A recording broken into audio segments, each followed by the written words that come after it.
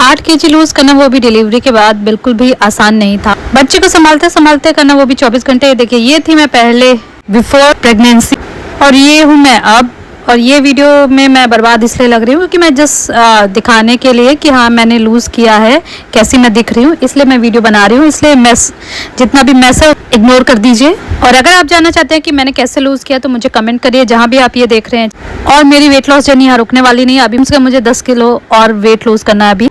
तो मेरी ये जर्नी इसलिए भी आसान नहीं थी क्योंकि जैसे ही डिलीवरी हुई थी उसके 2 दिन मैंने हॉस्पिटल में जो आराम किया है वो किया है। उसके बाद से और आज तक मैं कंटिन्यू बच्चे को देखती आ रही हूँ क्योंकि मेरे पेरेंट्स नहीं है, ना ही मेरे इन-लॉज हैं। तो मैं सबको यही कहूँगी कि बच्चा तभी करे हो अंदर से आप रेडी हो, किसी के कहने में मत आइए, ना दोस्तों यारों के ना रिश्तेदारों के, क्योंकि कोई भी आपको समय पे नहीं दिखाई देगा। मेरे साथ कोई भी नहीं खड़ा था। जज आपको सब करेंगे आपके वेट को लेकर, इवन आपसे दरकिनार भी कर लेंगे, पर आपको कोई ये नहीं बताएगा कि आपको करना क्या चाहिए। तो प्लीज़ कमेंट करिए अगर आपको जानना है तो।